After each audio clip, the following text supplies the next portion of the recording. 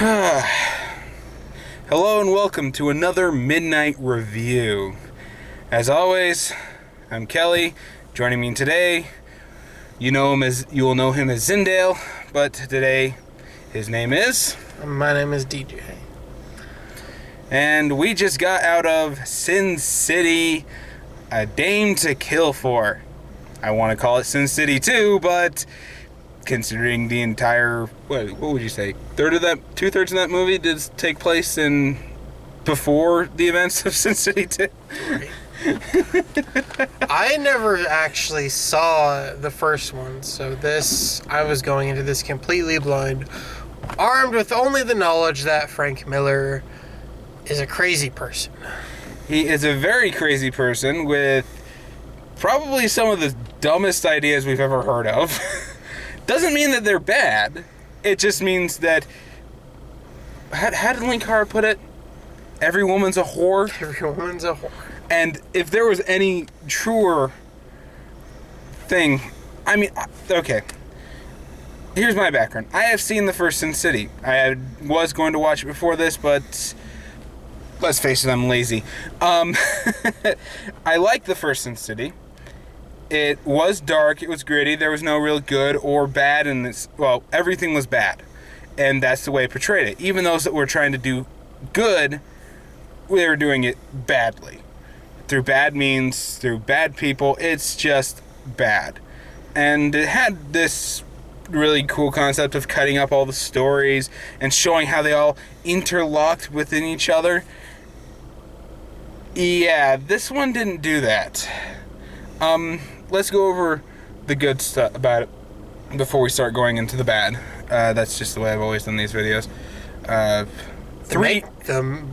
visual effects were great. The whole black and white, splicing in a little splash of color here and there. The makeup effects were beautifully done. And we did see this in 3D, which if you do see it, highly recommended, because that just made Frank Miller's Negative Zone style a whole lot more interesting to watch. Right. And holy shit. The actresses inside this one were very, very good. Most notably, the Dame to Kill For story. I'll get into why I called that the story. I can't remember her name. I know I've seen her in so many other things. Her damn accent that was... God... You can see why everybody wanted her inside of this movie. Why everyone was willing to kill for her inside of it. She's a jawline that could cut stone, like Angelina Jolie in Maleficent. Good God. Yeah, that and... Okay, Frank Miller 101, every girl is a whore. She was naked the entire time for no goddamn reason. I mean, I got it during the sex scene when she was trying to seduce him, right. But what was the point of anything else other than just to give you a boner? Okay, and full honesty, this is, since this is a rated R film, you should expect some very, very bad things coming out of us, and I'm just going to tell you, I actually did have one the entire time. I didn't need to hear that. I know you didn't. I but really didn't. I'm full disclosure. Full disclosure. On that same note, there is a lot of imagery, particularly from the male actors, that I could have gone my whole life without seeing. Yeah, but let's stick to the good. What else was good about this film? The female actresses, the visual styles. You see how we're actually having to think about this? Right. Was there anything else that was really particularly good of note? Mickey Rourke returns as Marv, which makes no goddamn sense in the storyline. But I'm not gonna lie, he's fucking awesome. Jessica Alba returns. Bruce Willis returns as Ghost Heart again. Honestly, you can basically sum up everything that was in there as, I love you. Don't do it. I can't protect you. You're beautiful.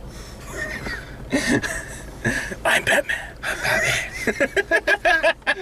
if Bruce Willis was ever in Batman. Oh God! I see dead people. Wait, that was a kid. Yeah, no, that's basically how his part is. I see dead people. Well, he has experience playing a ghost. Spoilers. Yes, he does. And that part I actually did kind of like because it was staying true to the storyline that was set up by the original one, where yes, he kills Rourke's son, and he blows out his brains so they don't go after Nancy. That actually makes a lot of sense inside the other one because he knows that the city's too dirty. There's no way in hell that he'd be able to ever get a bullet inside of Senator Rourke, so he blows his brains out. And they go off from that inside this next one in that narrative, the last narrative, and it works. It really does work. The thing they could have done, however, is they kept showing pictures of Rourke's son from the first one. Now, I watched that scene in a Nostalgia Critic review, can't remember which one, but he placed a piece of music over the scene where... That was horribly inappropriate, and that was the joke. Yeah, where the guy beats Rourke's son. And he was already horribly disfigured at this point, and he looked like Gollum painted yellow. Rourke kept saying, God bless his soul, or whatever, he's my only son. But they kept showing pictures of him when he's deformed, which doesn't help your case, like, at all. It's weird. Makes it look like you're a Gollum fanboy. Oh, so they should have shown pictures of him before he became disfigured. Agreed. Remember him as he want to, not as he was. Right. That way, that right at the end, when he actually does say, truth be told, I know he was never presidential material. I'll never tell anyone else this, and I'll kill you first. But, when he's actually having this moment of actual honesty to give depth to the Rourke character, which, yes, that's kind of a weird thing that was in a Frank Miller thing. There was actually some depth to characters. And there's a lot of depth inside of the original one, too. So I'm not going to act like there was... It's not... It's never been done before. Right. But let's face it. It's not his strong suit. But it didn't... I'm not going to call it a bad thing, but it definitely was something that could have been explored a little bit more. I guess we can just go into the bad at this point, because I don't know if there's anything else good that we can find in this thing. Except for the fact that it was a hell of a gory, sexy fun. That's it. That's all this movie is good for. Naked people and gore. Pretty much. Yep. And there were some good things about the gore. I mean, the action, some of it was hilariously over the top, and that does fit the Sin City style. I'm not gonna lie, I did like the callback to the other movie where when they get to Rourke's mansion out on the farm, I guess that's where it's located because there's random cows. I'm assuming that's just supposed to tell you, hey, look, it's the farm from the first one. When they're going down the hallway, you see Elijah Wood's glasses on top of the book he was reading inside of the first one. I kind of like the callback there. I didn't know that was supposed to be the farm until I saw those goddamn glasses. But, it was definitely something. Joseph Gordon-Levitt's part in this one completely contradicts the Jessica Alba storyline inside this one, which is about getting revenge for Hartigan from the first.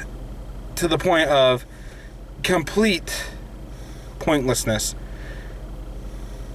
Bad thing about this movie, it is long. So fucking long. Could have ended at least 3 different times. But it just kept... Oh my gosh. That's the thing about this one. Just like in the first one, it has multiple storylines going on at once.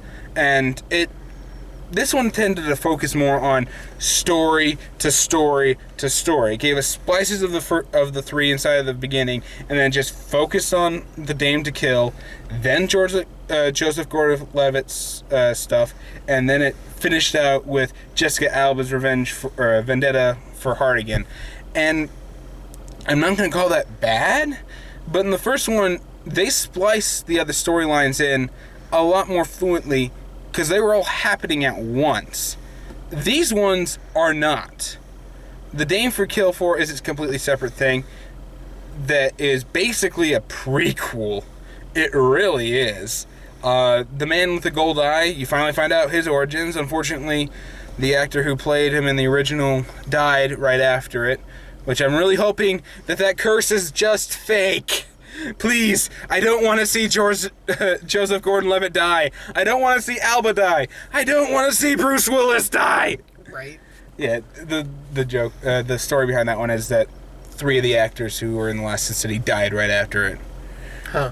Yeah, and you got to see his origin, how he got the gold eye, and like most people assumed, it was Marv.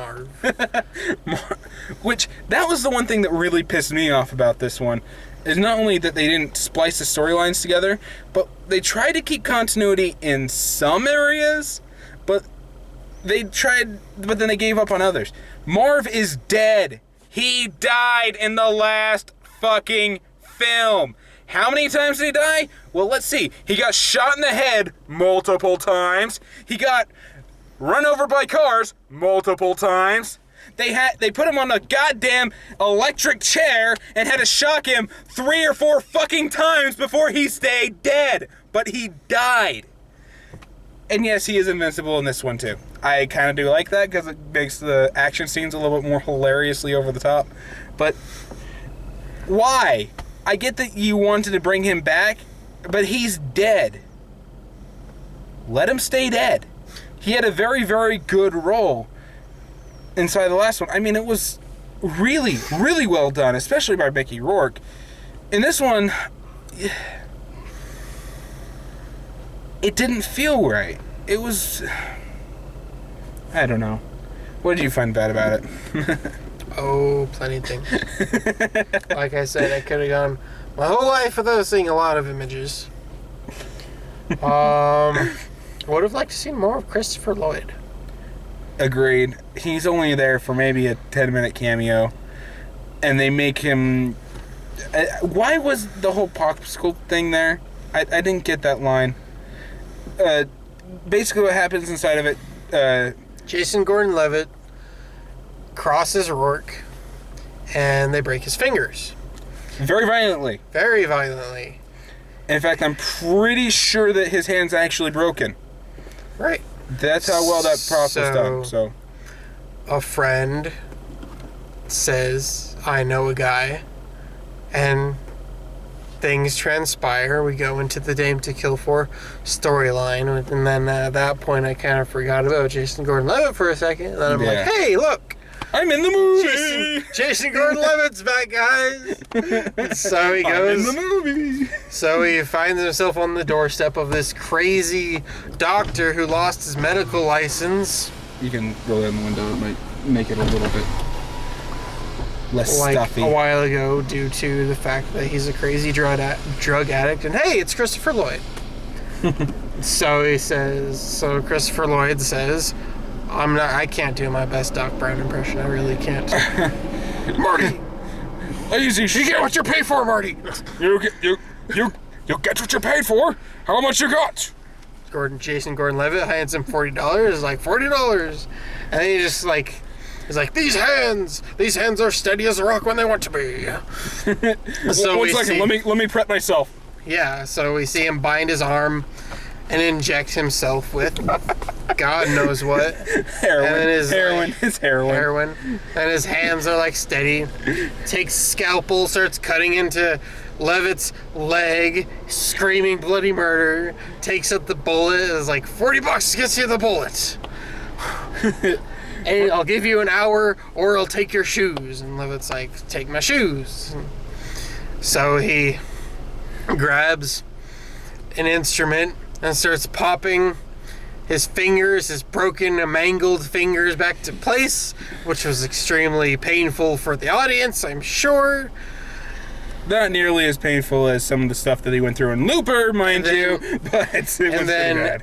Then, like all Frank Miller's characters who have to monologue about everything, you hear Levitt's voice say, he must really like popsicles. He uses the sticks for splints, and I'm like, what the fuck does that mean? He licks them first, and he like shows them like licking it. I'm like, are you really? No, what are you doing? What? I mean, if you were doing this with a woman, I can understand it's Frank Miller being Frank Miller, trying to seduce you and make you feel something here. But, I mean, what the fuck? What the fuck indeed.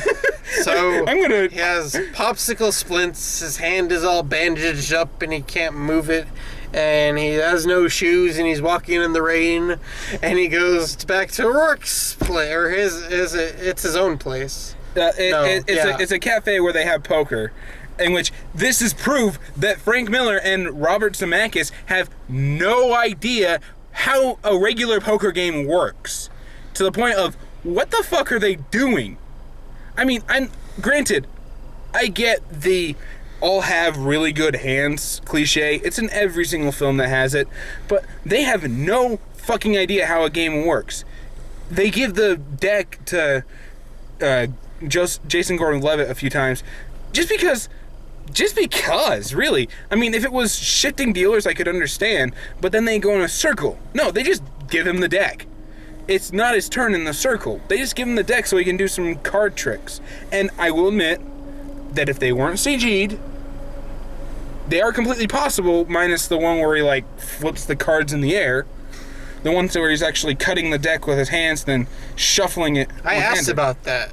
He says it's possible, but it's extremely difficult. There are very few people who have big enough hands to do it, and those people take years to perfect that trick. It's a possible trick, but it's not. Nightwing is a wizard. I'm just going to say that right now. Hey, his name's not Nightwing. He's Robin. Remember? Inside the How It Should Have Ended, they left him the leotard and everything. Oh, God. Yeah, but...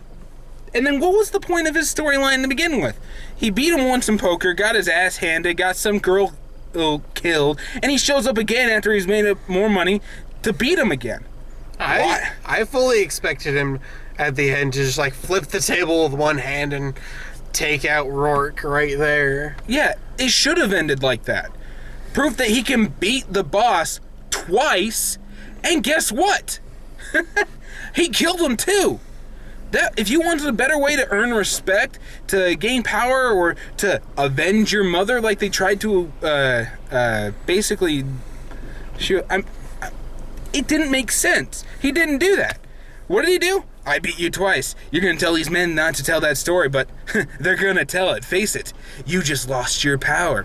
That was a very badass line, and I expected it to go somewhere completely different. If he had followed it up, it would have been cool. But he didn't. He didn't follow it up. What the fuck did he do? Oh yeah, that's right. You're dead. Bang! Moving into Jessica Alba's storyline. Oh, the one that wouldn't end. She is a gorgeous woman, I'll give her that. But in a Frank Miller film... If you're not naked in a Frank Miller film, get the fuck off. She goes crazy over his death. Bruce Willis tells her not to. She does her stripper routine. Multiple times. Bashes her head against her mirror. Cuts her face off. And then we see her with what I can only describe as Chucky stitches. And they weren't even good Chucky stitches. You can tell that these stitches were fucking CGI, too. Right. If they shift positions. They didn't match the cuts she made, and they shift positions. I fully expected her to look like the Bride of Chucky. No. Something like that. You can't. It takes real talent to look that slutty. and frankly, Jessica Alba, you don't have that talent. Oh, it's not a bad thing. It's not a bad thing that you can't look that slutty. But then, this is one of the problems that a lot of people, and even I can agree with the first one.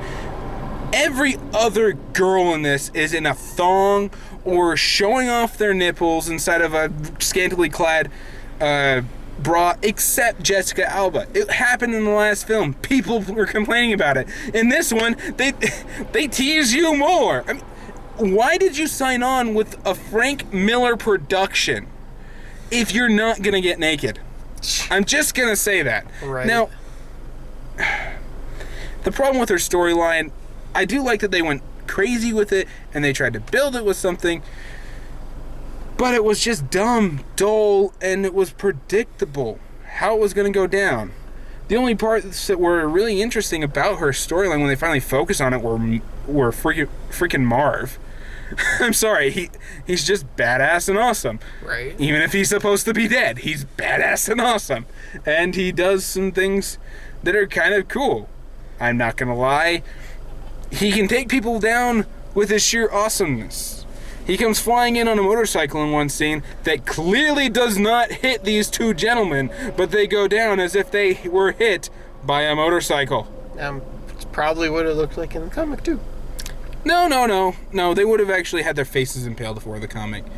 And when he's shooting people with the shotgun, for whatever reason, yeah, they explode and white out blood like they did with everything else. But in the storylines, they actually showed holes. Inside the last storyline, it's like they forgot to edit in the actual damage done.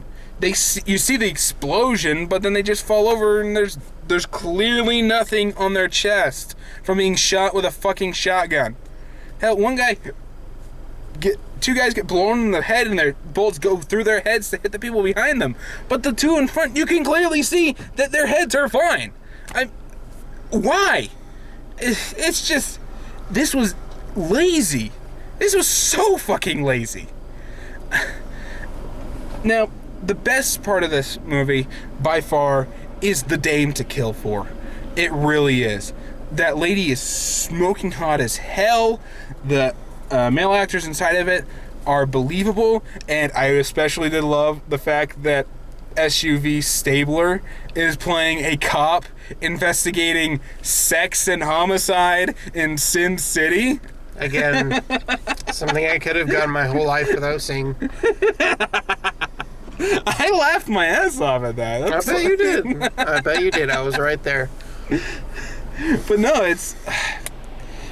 The best part of this movie is over within the first half to 2/3. And then these other two storylines, Jason Gordon-Levitt's, if it had ended somewhere, would have been a good storyline. The other one is just so dumb. And then right after she blows Rourke's head off, which they don't show, it just ends. The other one showed you the assassin from the first Sin City showed you this assassin and set him up, so that when all the other storylines finally ended with the girl inside of the freaking elevator turning to see the goddamn assassin there for her from the end of his storyline, that was a fucking good ending. This wasn't. It just... Black screen. Credits roll. You're just like, what the fuck? I don't get it. I was as perplexed there as the beginning of Guardians of the Galaxy. Yeah, it doesn't belong in the movie. You should have ended it on the Dame to Kill. I mean, hell, that's what your movie's called. That was the best story in all of them, and it was a fucking prequel. And for those who don't think it was, watch it again. It was a prequel. That storyline happened before the events of the original Sin City. And I guess when they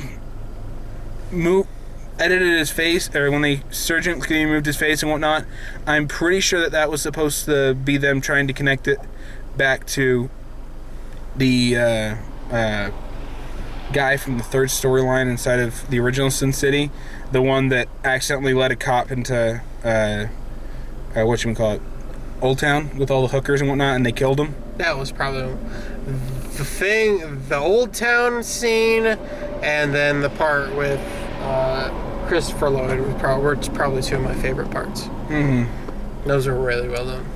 And they did bring back the Asian assassin Leia Mio. That was probably a good part we should mention on the good. Although her... Oh yes, her kills were over the top inside of the first one. But holy shit. In comparison, I'm pretty sure that the first one would look like The Shield from FX. Very gritty, realistic compared to this one. This one is fucking Looney Tunes almost. Right? She Looney falls. Tunes with gore. Yeah, she falls through the glass, and everyone's like shooting. Poor guy's shooting at her. Either she's gonna die or they're gonna miss completely. Then she just comes up, twirling in a corkscrew, chops all four of their heads off. There's this point where she runs through these two guys, just cuts through their hearts, and then she just goes back to one guy and just stabs him in the face. I'm like, that's completely necessary. Yeah, her kills were over the top, but this time they were almost stupidly over the top. And it doesn't make much sense in any way, shape, and form. This story has no real cohesion between the three, so there's no flowing narrative. Unlike the other one, you could actually see that these stories were happening all at once. And yes, although they did flash back to Hartigan mercilessly blowing off piece by piece by piece Rourke's son, you can tell where the storyline was and how it works. It's just, I don't know, this. And then, okay, just as a little side note, when we cut to the credits, they did something really, really fucking weird. It doesn't make sense. I'm wondering if it's more proof that the editor had no idea what he was doing at the end. Because I fucking believe that. They start out with, like, directed by Robert Zemeckis and Frank Miller. Which, obviously, Frank Miller's directing credit on this one was the same as the last one. It has nothing to do with direction. They basically adapted his comic book storyboards, so they have to give him some form of credit on it. But it goes directed, story, and starts showing the actors' names. It shows Mickey Rourke, Bruce Willis, Jessica Alba, Jason Gordon-Levitt, and the guy who plays the Rourke inside of this movie. And then it just randomly flashes the Sin City logo, which disappears not even a second later, and they start showing off more credits of the actors that were in this film, just like they were doing before.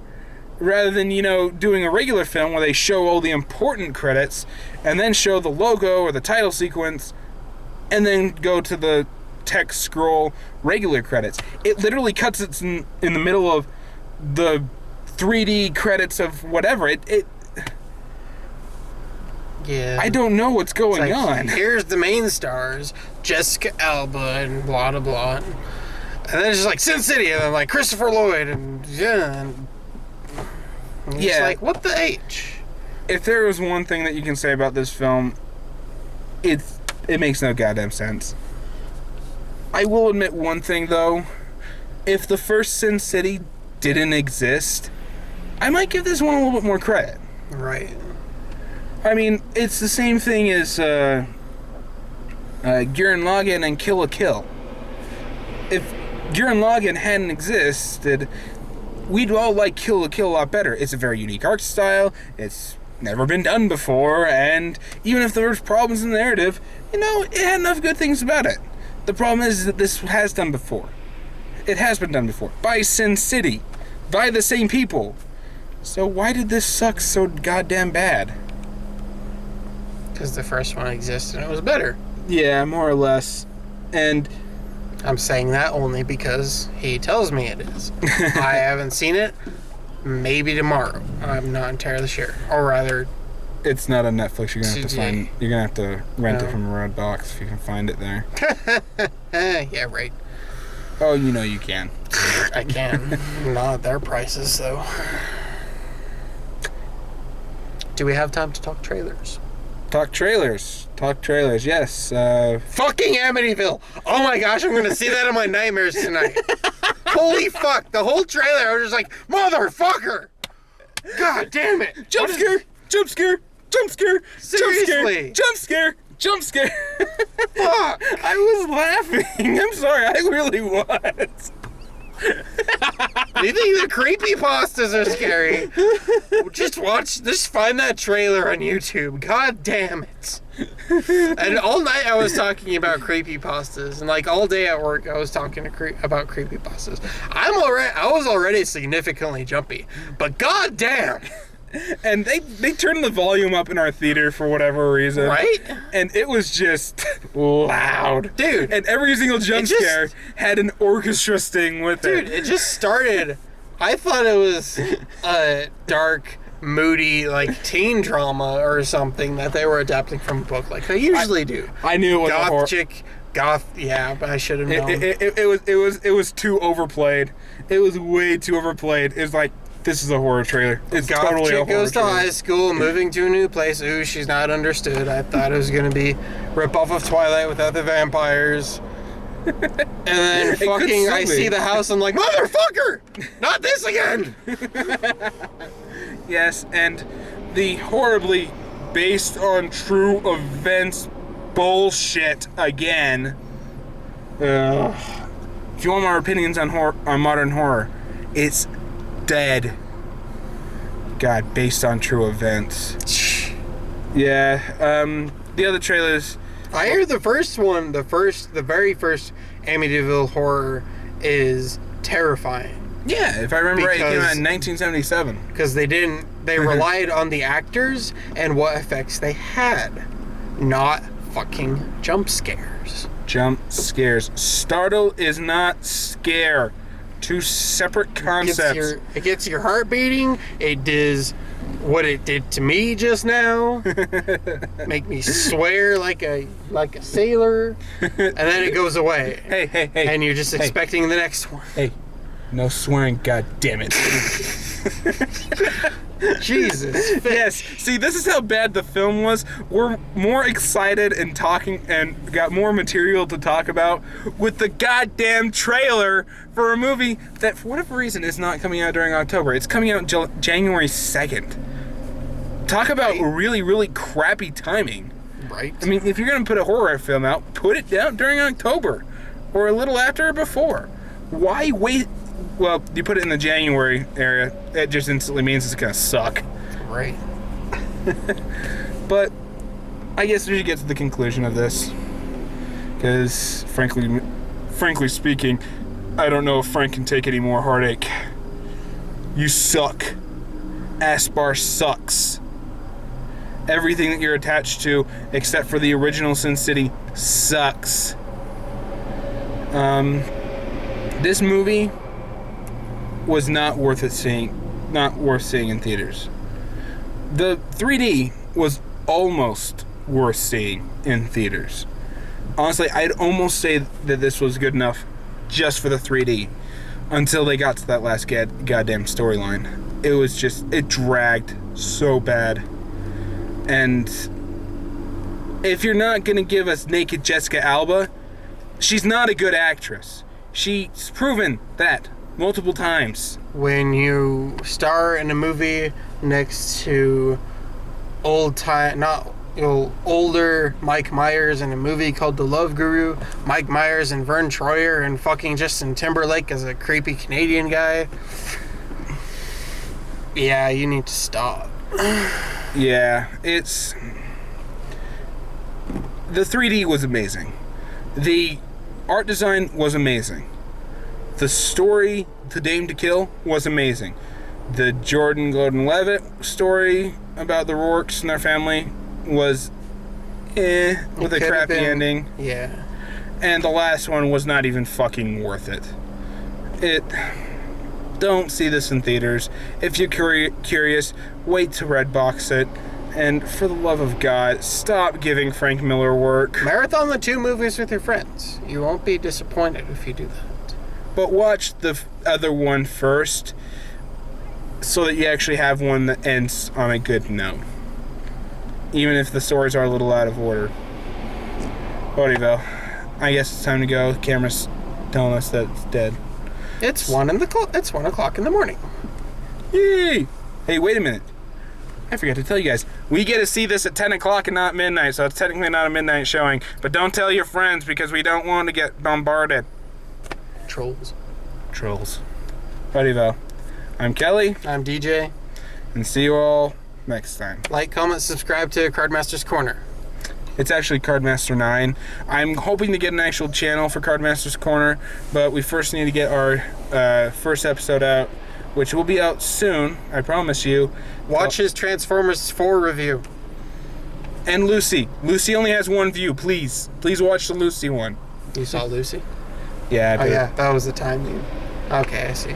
It was worth it too, if Okay. you get a chance. I say if you're gonna make, what's her face, Scarlett Johansson badass, just make Black Widow movie. That's all I'm saying. Please. Good night, y'all. We'll see ya. We'll see ya in the next review. See y'all next time.